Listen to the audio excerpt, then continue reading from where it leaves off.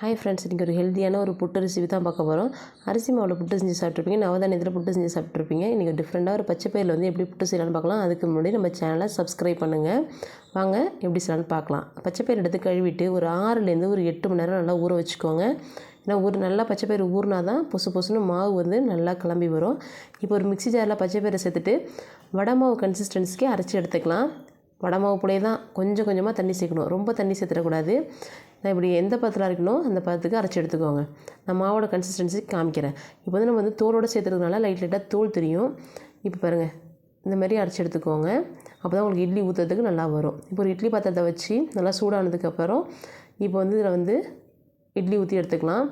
இந்த இட்லி வந்து நல்லா வேகணும். ஒரு 20லேருந்து ஒரு 30 நிமிஷத்துக்கு வேக வச்சு எடுத்துக்கோங்க.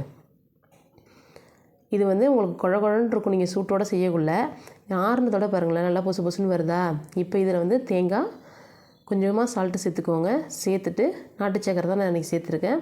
சேர்த்துட்டு இதை வந்து நல்லா கிளறி கொடுத்தீங்கன்னா ஒரு சேர கிளறக்குள்ளே பொசுன்னு நல்லா புட்டு பதத்துக்கு உங்களுக்கு சூப்பராக வரும். நீங்கள் ஒரு நாள் ட்ரை பண்ணி பார்த்தீங்கனாலே உங்களுக்கு தெரிஞ்சிடும்.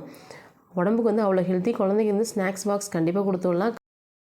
பிரேக்ஃபாஸ்ட்டே இதை கொடுக்கலாம், லஞ்சுக்கு இதை கொடுக்கலாம். அவ்வளோ சூப்பராக இருக்கும் அது. இது வந்து நீங்கள் வந்து சூட்டோட கிளறினீங்கன்னா உங்களுக்கு வந்து மாதிரி ஸ்டிக்கியாக வர மாதிரி இருக்கும். ஆற விட்டு கிளறுங்க, சூப்பராக இருக்கும். நீங்கள் அதில் ஏலக்காய் தூள் சேர்க்காமையே அவ்வளோ வாசமாக அவ்வளோ சூப்பராக இருக்கும். நீங்களும் ஒரு ட்ரை பண்ணி பாருங்கள். இங்கே பாருங்கள் எவ்வளோ அழகாக புட்டு இருக்குன்னு சொல்லிட்டு. பிடிச்சிருந்தா நம்ம சேனலை கண்டிப்பாக லைக் பண்ணி ஷேர் பண்ணி கமெண்ட் பண்ணுங்கள். தேங்க்யூ.